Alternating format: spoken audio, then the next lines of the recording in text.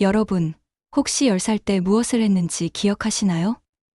친구들과 뛰어놀고 엄마에게 응석 부리며 세상에서 가장 큰 걱정이 숙제였던 그 시절 말이에요. 하지만 오늘 들려드릴 이야기의 주인공 다은이에게는 그런 평범한 10살이 없었습니다. 다은이의 하루는 동생의 기저귀를 갈아주는 것으로 시작되거든요. 새벽 6시, 아직 해가 뜨기 전 어둠 속에서 다은이의 하루가 시작됩니다. 다오의 울음소리가 작은 원룸을 가득 채우고 있었어요. 다은이는 눈을 비비며 일어나 동생에게 다가갔습니다. 다오야, 울지 마. 누나가 왔어. 다은이의 작은 손이 능숙하게 기저귀를 풀어냅니다. 이미 몇백 번도 넘게 해본 일이라 익숙했어요. 기저귀를 갈아주며 다은이는 방 안을 둘러봤습니다. 어젯밤 엄마가 마신 소주병들이 여기저기 굴러다니고 있었어요. 투명한 병들이 아침 햇살에 반짝이며 마치 깨진 유리 조각처럼 보였습니다. 거실 소파에는 엄마가 옷도 제대로 갈아입지 않은 채 쓰러져 잠들어 있었어요. 엄마의 얼굴은 창백했고 입술은 바짝 말라 있었습니다. 다은이는 조용히 담요를 가져다 엄마에게 덮어드렸어요. 엄마가 감기라도 걸까봐 걱정됐거든요. 엄마, 많이 추우시겠다. 다은이는 혼잣말을 하며 부엌으로 향했습니다. 냉장고 문을 열어보니 우유 한 팩과 시든 채소 몇 개가 전부였어요. 밥솥을 열어봐도 마찬가지였습니다. 텅 비어 있었어요. 다은이는 한숨을 쉬었습니다. 어제도 라면으로 때웠는데 오늘도 라면을 끓여야 할 것 같았어요. 다오가 다시 울기 시작했습니다. 아마 배가 고픈 모양이었어요. 다은이는 분유통을 확인해 봤습니다. 거의 바닥이 보였어요. 며칠은 더 버텨야 하는데 이 정도로는 부족할 것 같았습니다. 다오야, 조금만 참아. 누나가 뭔가 해볼게. 다은이는 방 안에 굴러다니는 소주병들을 하나씩 주워 담기 시작했습니다. 투명한 유리병들이 부딪히며 딸랑거리는 소리가 났어요. 이 병들을 가져다 주면 돈을 조금이라도 받을 수 있을 거예요. 그 돈으로 분유와 라면을 살 수 있을 것 같았습니다. 소주병을 담는 다은이의 손은 너무도 작았어요. 10살 아이의 손으로는 한 번에 2개씩밖에 들 수 없었습니다. 하지만 다은이는 포기하지 않았어요. 1개씩, 2개씩 천천히 모아나갔습니다. 엄마는 여전히 소파에서 잠들어 있었어요. 가끔 잠꼬대를 하며 뒤척였지만 깨어날 기미는 보이지 않았습니다. 다은이는 엄마를 깨우고 싶었지만 그러면 엄마가 화를 낼 것을 알고 있었어요. 술에 취해 잠든 엄마를 깨우는 것은 좋지 않은 일이라는 것을 이미 알고 있었거든요. 다오의 울음소리가 점점 커졌습니다. 다은이는 서둘러 분유를 타기 시작했어요. 하지만 분유가 얼마 남지 않아서 평소보다 묽게 탈 수밖에 없었습니다. 다오야, 미안해. 누나가 곧 분유 사올게. 조금만 참아줘. 젖병을 물린 다오는 금세 조용해졌습니다. 다은이는 안도의 한숨을 쉬었어요. 그리고 다시 소주병 줍기를 계속했습니다. 병을 줍는 다은이의 얼굴에는 10살 아이답지 않은 진지함이 배어 있었어요. 소주병들이 부딪히며 내는 소리가 조용한 아침을 깨뜨렸습니다. 다은이는 최대한 조용히 하려고 노력했지만 유리병들은 어쩔 수 없이 소리를 냈어요. 옆집에서 쿵 하는 소리가 들렸습니다. 누군가 벽을 치는 소리였어요. 그리고 이어서 짜증 섞인 목소리가 들려왔습니다. 조용히 좀 해. 새벽부터 뭐 하는 거야? 다은이는 움찔했습니다. 옆집 고시생 아저씨가 화를 내고 있는 거였어요. 다은이는 더욱 조심스럽게 병들을 주워 담았습니다. 하지만 아무리 조심해도 소리가 나는 것은 어쩔 수 없었어요. 고시생 박민호는 벽에 기대어 앉아 짜증을 내고 있었습니다. 이미 몇 달째 이어지는 일이었거든요. 새벽마다 들려오는 소음, 낮에는 아이 우는 소리, 밤에는 어른이 고래고래 소리 지르는 소리. 공부에 집중할 수가 없었어요. 도대체 뭘 하길래 매일 이 난리야. 박민호는 창문을 열어 바깥을 내다봤습니다.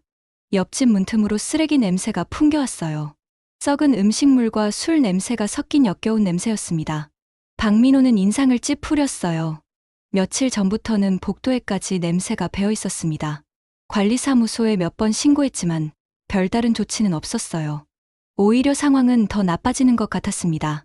다은이는 소주병을 다 주워 담고 큰 봉지에 담았습니다.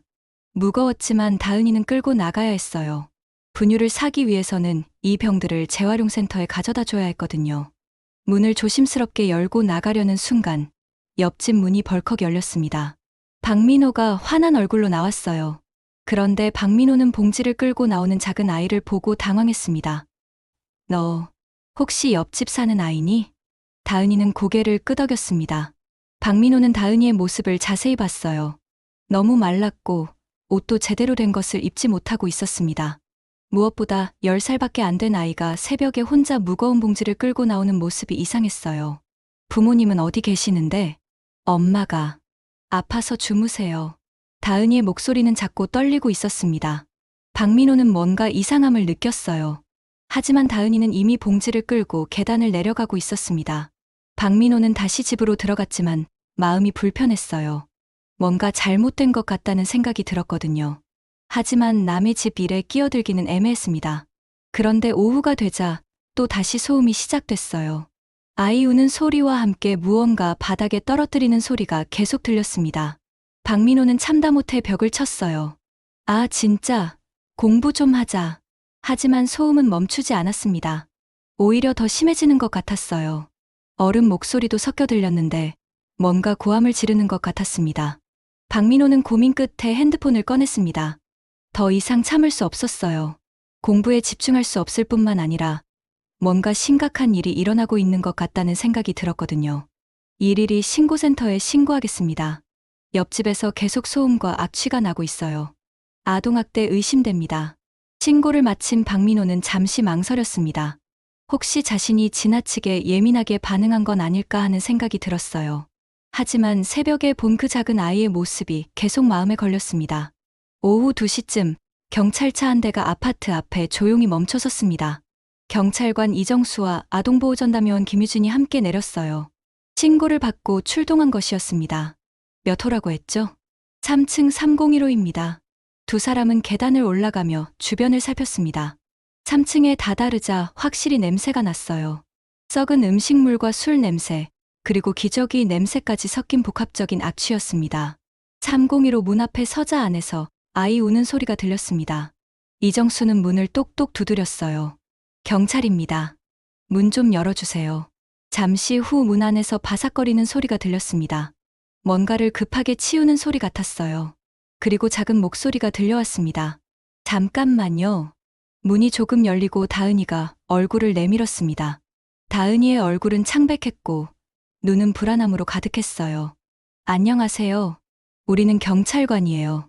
신고를 받고 왔는데 집에 어른분 계시나요? 엄마가 아파서 주무세요. 다은이의 목소리는 떨리고 있었습니다. 이정수는 다은이의 표정을 유심히 살폈어요. 뭔가 숨기고 있다는 느낌이 들었거든요. 그럼 엄마한테 경찰이 왔다고 전해줄 수 있을까요? 지금은 정말 많이 아프셔서 깨울 수가 없어요. 다은이는 문틈으로만 얼굴을 내밀고 있었습니다. 집 안을 보여주고 싶어 하지 않는 것 같았어요. 김유진이 다가와서 부드럽게 말했습니다. 다은아, 우리는 나쁜 사람들이 아니야. 그냥 안부를 묻기 위해서 온 거야. 집 안에 들어가 봐도 될까? 다은이는 망설였습니다. 하지만 경찰관들이 들어오는 것을 막을 수는 없었어요. 어쩔 수 없이 문을 열어주었습니다.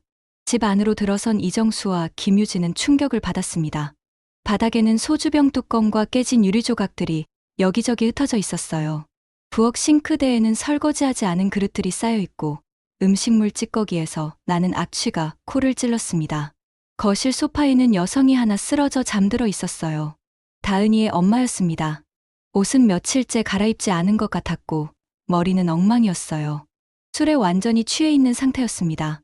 다은아, 동생은 어디 있니? 방에서 자고 있어요. 김유진이 방으로 들어가 보니 생후돌이 안 된 아기가 기저귀를 차고 누워 있었습니다. 기저귀는 이미 젖어 있었고 갈아줘야 할 상태였어요. 방 한쪽에는 더러운 기저귀들이 쌓여 있었습니다. 다은아, 기저귀는 누가 갈아주니? 제가 해요. 다은이의 대답에 김유진은 마음이 아팠습니다.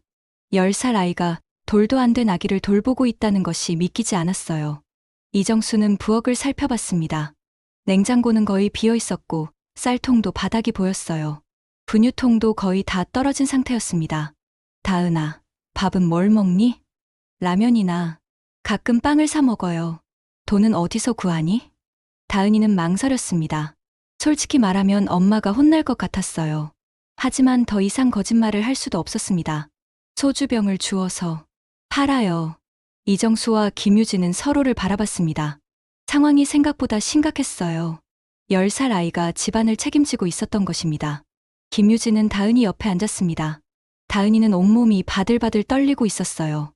혹시 동생과 떨어져야 하는 건 아닌지, 엄마가 감옥에 가는 건 아닌지 걱정되었거든요. 다은아, 무서워하지 마.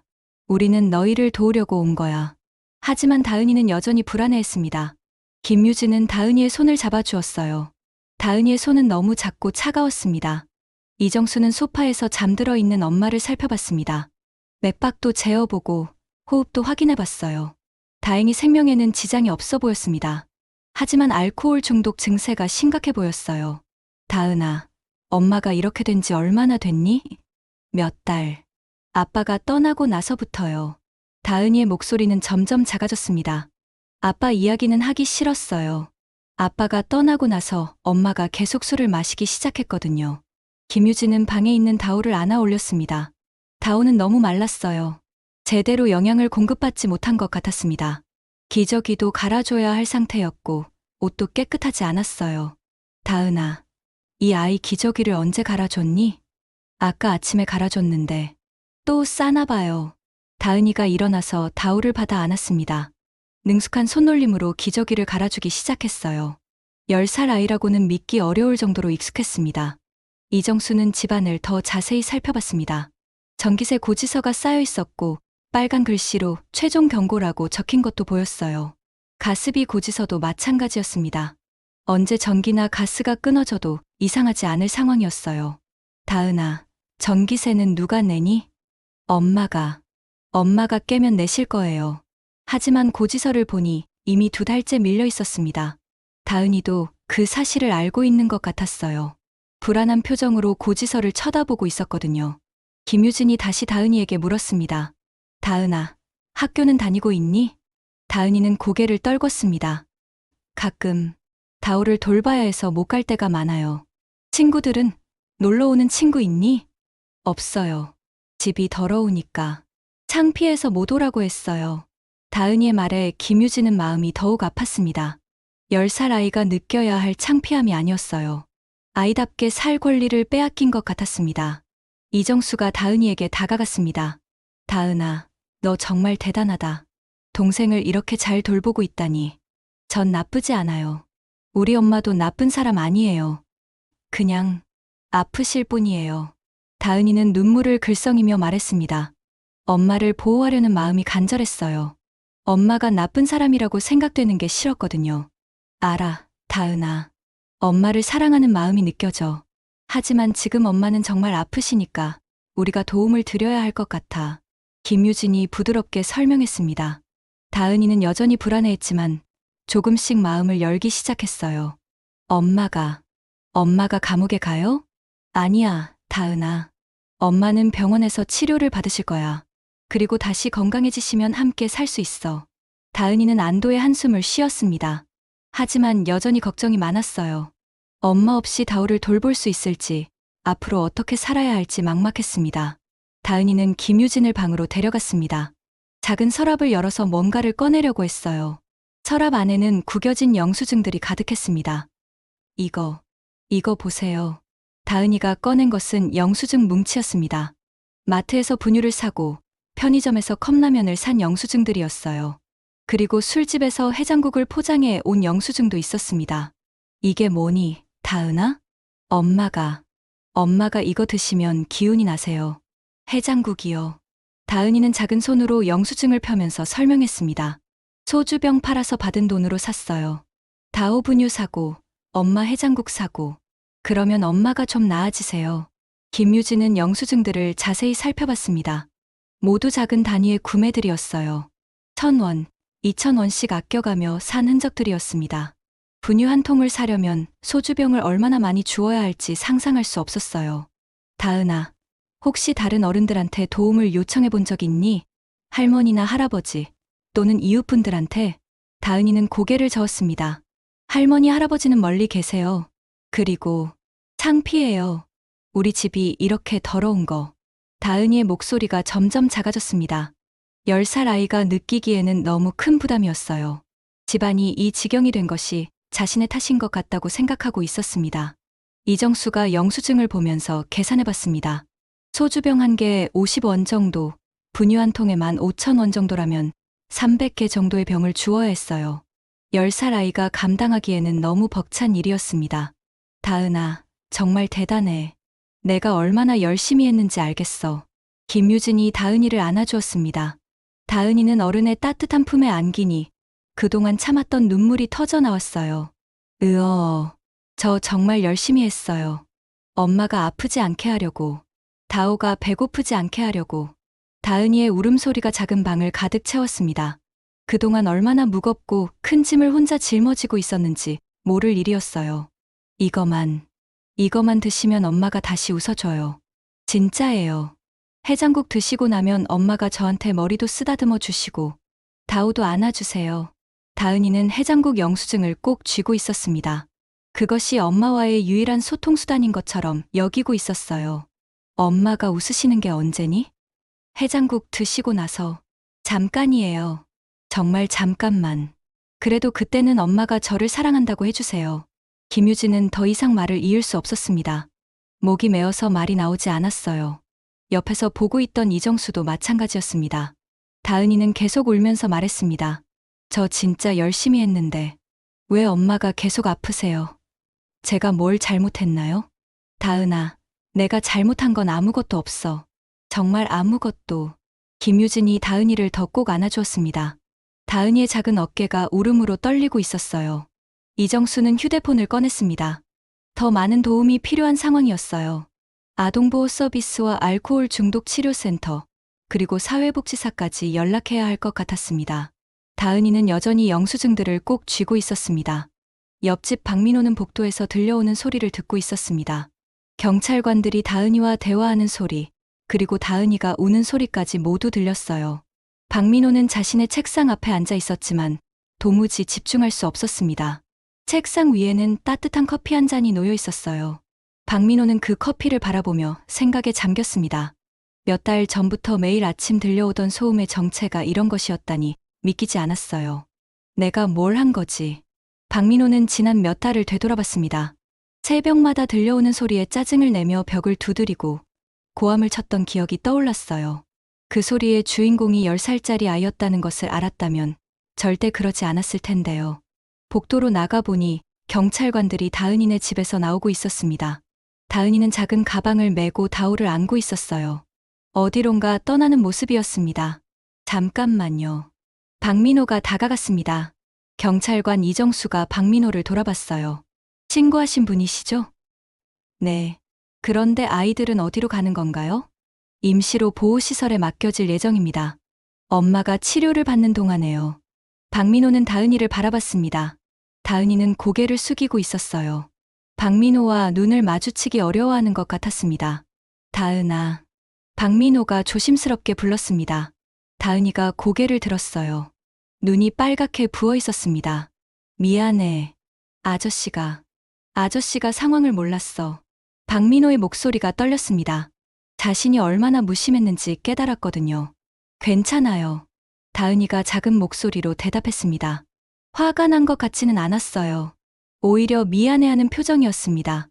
내가 뭘 미안해해. 아저씨가 미안한 거야. 박민호는 다은이에게 다가갔습니다. 다오를 안고 있는 다은이의 모습이 너무 작아 보였어요. 다은아, 보호시설에서 잘 지내렴. 그리고 엄마가 나으시면 다시 집으로 돌아올 수 있을 거야. 김유진이 다은이에게 설명해 주었습니다. 다은이는 고개를 끄덕였지만 여전히 불안해 보였어요. 경찰차가 떠나고 나서 박민호는 혼자 복도에 서 있었습니다. 갑자기 모든 것이 조용해졌어요. 그동안 그렇게 시끄럽다고 생각했던 소리들이 사실은 한 아이의 절망적인 몸부림이었다는 것을 알게 되니 마음이 무거웠습니다. 박민호는 자신의 방으로 돌아와 창문을 열었습니다. 다은이네 집에서는 더 이상 아무 소리도 들리지 않았어요. 하지만 이상하게도 그 조용함이 더 무섭게 느껴졌습니다. 책상 위에 커피는 이미 식어 있었어요. 박민호는 그 커피를 마시며 생각했습니다. 자신이 얼마나 이기적이었는지, 바로 옆에서 일어나고 있는 일에 얼마나 무관심했는지 깨달았거든요. 내가 좀 더 일찍 알았다면. 박민호는 후회했습니다. 하지만 후회만 하고 있을 수는 없었어요. 뭔가 할 수 있는 일이 있을 것 같았습니다. 박민호는 핸드폰을 꺼내 아동보호센터 번호를 찾아봤습니다. 그리고 다은이가 어디에 있는지, 어떻게 지내고 있는지 알아보고 싶었어요. 혹시라도 도울 수 있는 일이 있다면 돕고 싶었습니다. 며칠 후, 박민호는 다은이네 집 문 앞에 서 있었습니다. 손에는 따뜻한 도시락과 분유, 그리고 아이 옷가지들이 담긴 봉지를 들고 있었어요. 비록 다은이와 다오는 집에 없었지만 엄마가 깨어났을 때를 대비해서 음식을 준비해둔 것이었습니다. 문고리에 조심스럽게 걸어두고 메모를 남겼어요. 옆집에 사는 박민호입니다. 필요한 것이 있으면 언제든 연락하세요. 박민호의 작은 행동은 파동을 일으켰습니다. 며칠 후 아파트 관리사무소에서 연락이 왔어요. 다은이네 상황을 알게 된 관리소장이 박민호에게 고마움을 표했습니다. 박 씨 덕분에 큰일 날 뻔한 걸 막았네요. 관리소장 김철수는 박민호에게 설명했습니다. 사실 다은이네 집 상황은 몇 달 전부터 관리사무소에서도 걱정하고 있었다고 했어요. 하지만 구체적인 신고가 없어서 적극적으로 개입하기 어려웠다는 것이었습니다. 앞으로는 우리도 더 관심을 갖고 지켜볼게요. 김철수는 다은이 가족을 위한 지원 방안을 고민하고 있었습니다. 아파트 주민들과 상의해서 후원금을 모으거나 필요한 물품들을 지원하는 방안을 검토하고 있었어요. 박민호는 자신이 할 수 있는 일들을 찾아보기 시작했습니다. 우선 아동보호센터에 연락해서 다은이와 다오의 근황을 물어봤어요. 아이들은 잘 지내고 있어요. 다은이가 처음에는 적응하기 어려워했는데 지금은 많이 안정됐습니다. 센터 직원의 말에 박민호는 안도했습니다. 하지만 여전히 마음 한구석이 무거웠어요. 제가 도울 수 있는 일이 있을까요? 가장 중요한 건 아이들이 집으로 돌아갔을 때 안정적인 환경이 보장되는 거예요. 지역사회의 관심과 지원이 필요합니다. 박민호는 고개를 끄덕였습니다. 그리고 구체적인 계획을 세우기 시작했어요. 첫 번째로 한 일은 주민센터에 가는 것이었습니다. 담당 사회복지사와 상담을 통해 다은이 가족이 받을 수 있는 지원 제도들을 알아봤어요. 기초생활수급자 신청, 아동수당, 긴급복지 지원 등 여러 가지 도움을 받을 수 있는 방법들이 있었습니다. 두 번째로는 지역 자원봉사단체에 연락했습니다. 알코올 중독 가족을 지원하는 단체와 한부모 가정을 돕는 단체에서 관심을 보였어요. 이런 사례가 생각보다 많아요. 하지만 대부분 숨어 있어서 도움을 주기 어려운 경우가 많습니다.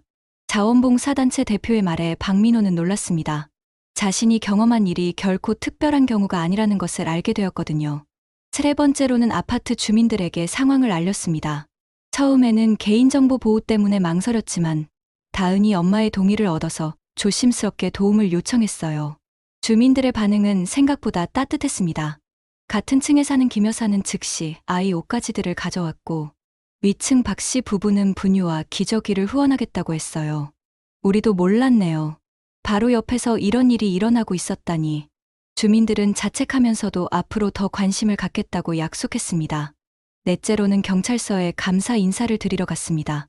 이정수 경찰관과 김유진 아동보호전담요원을 다시 만났어요. 박 씨 덕분에 아이들을 구할 수 있었어요. 정말 고맙습니다. 김유진의 말에 박민호는 오히려 미안했습니다. 제가 더 일찍 신고했어야 했는데.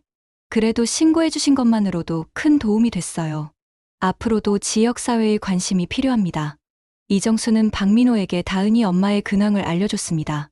알코올 치료센터에서 재활치료를 받고 있는데 의지가 있어서 회복 가능성이 높다고 했어요. 몇 달 후면 퇴원할 수 있을 것 같아요. 그때까지 아이들은 센터에서 잘 돌봐드릴게요. 박민호는 안도했습니다. 그리고 그때까지 자신이 할 수 있는 일들을 계속해 나가기로 다짐했어요. 석 달이 지났습니다. 가을이 깊어가는 10월의 어느 날, 다은이네 집에 다시 불이 켜졌어요. 박민호는 창문을 통해 그 불빛을 보며 마음이 설렸습니다. 며칠 전 김유진으로부터 연락을 받았거든요. 다은이 엄마가 치료를 마치고 퇴원했다는 소식이었어요. 그리고 오늘 드디어 아이들이 집으로 돌아오는 날이었습니다. 오후 3시쯤 센터 차량이 아파트 앞에 멈춰 섰습니다. 다은이와 다오가 내렸어요. 다은이는 석 달 전보다 훨씬 건강해 보였습니다. 얼굴에 살이 오르고 눈빛도 맑아졌어요. 다오도 마찬가지였습니다. 통통해진 얼굴로 호기심 가득한 눈으로 주변을 둘러보고 있었어요. 박민호는 창문 너머로 그 모습을 지켜봤습니다. 다은이가 계단을 올라가는 모습이 석 달 전과는 완전히 달랐어요. 무거운 짐을 혼자 끌고 가는 것이 아니라 엄마와 함께 가벼운 발걸음으로 올라가고 있었습니다. 엄마도 많이 달라져 있었어요. 머리를 깔끔하게 정리하고 깨끗한 옷을 입고 있었습니다. 무엇보다 표정이 밝아졌어요. 다은이와 다오를 바라보는 눈빛이 사랑으로 가득했습니다. 저녁 무렵, 박민호는 용기를 내어 옆집 문을 두드렸습니다. 인사를 하고 싶었거든요. 안녕하세요. 문을 연 것은 다은이 엄마였습니다. 박민호를 보자 깊게 고개를 숙였어요.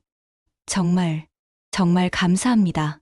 덕분에 우리 아이들을 구할 수 있었어요. 아니에요. 제가 더 미안해요. 더 일찍 도움을 드렸어야 했는데. 박민호도 고개를 숙였습니다. 두 사람은 잠시 말없이 서 있었어요. 다은아. 박민호가 부르자 다은이가 나왔습니다. 석 달 만에 보는 다은이는 정말 많이 달라져 있었어요. 여전히 작았지만 이제는 정말 10살 아이다운 모습이었습니다. 아저씨. 다은이가 밝게 웃으며 인사했습니다. 박민호는 다은이에게 선물을 건네줬어요. 아이들 책과 장난감이 들어있는 봉지였습니다. 고마워요, 아저씨. 다은아, 이제는 내가 공부하고 친구들과 놀 시간이야. 더 이상 어른 일 걱정하지 마. 다은이는 고개를 끄덕였습니다. 하지만 여전히 조금은 불안해 보였어요. 그동안의 습관이 하루아침에 사라질 수는 없을 테니까요. 다은이 엄마가 박민호를 집으로 초대했습니다. 집 안은 완전히 달라져 있었어요. 깨끗하게 정리정돈되어 있고 냉장고에는 음식들이 가득했습니다. 무엇보다 따뜻한 가족의 온기가 느껴졌어요. 정말 많은 분들이 도와주셨어요. 주민센터에서도, 이웃분들도, 자원봉사자분들도. 다은이 엄마는 감사 인사를 거듭했습니다. 박민호는 그 말을 들으며 뿌듯했어요. 자신의 작은 용기가 이렇게 큰 변화를 만들어낸 것이 신기했습니다. 저녁 식사 시간이 되자 다은이 엄마가 밥상을 차렸습니다. 따뜻한 밥과 반찬들이 가득한 식탁이었어요. 다은이와 다오, 그리고 엄마가 함께 둘러앉았습니다. 다은아, 다오야, 이제부터는 엄마가 제대로 돌봐줄게. 엄마의 말에 다은이가 웃었습니다. 정말 오랜만에 보는 진짜 웃음이었어요. 엄마, 사랑해요. 나도 사랑해, 우리 딸. 정말 미안했어. 그리고 고마웠어. 엄마는 처음으로 미안하다가 아닌 사랑한다고 말했습니다. 다은이는 그 말을 듣고 눈물을 글썽였어요. 하지만 이번에는 슬픈 눈물이 아니라 기쁜 눈물이었습니다.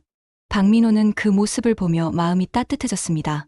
작은 관심과 용기가 이렇게 아름다운 결과를 만들어낼 수 있다는 것을 깨달았거든요. 앞으로도 옆에서 지켜볼게요. 혹시 필요한 일이 있으면 언제든 말씀해주세요. 박민호의 말에 다은이 가족은 고개를 끄덕였습니다. 이제 이들은 혼자가 아니었어요. 지역사회의 따뜻한 관심과 사랑 속에서 새로운 시작을 할 수 있게 되었습니다. 그날 밤, 박민호는 자신의 방에서 창문을 열었습니다. 옆집에서는 더 이상 슬픈 소리가 들리지 않았어요. 대신 가족들의 웃음소리와 평범한 일상의 소리들이 들려왔습니다. 세상에서 가장 작은 엄마였던 다은이는 이제 다시 10살 아이가 될 수 있었습니다. 그리고 진짜 엄마는 다시 엄마가 되었어요. 작은 관심이 만들어낸 기적이었습니다.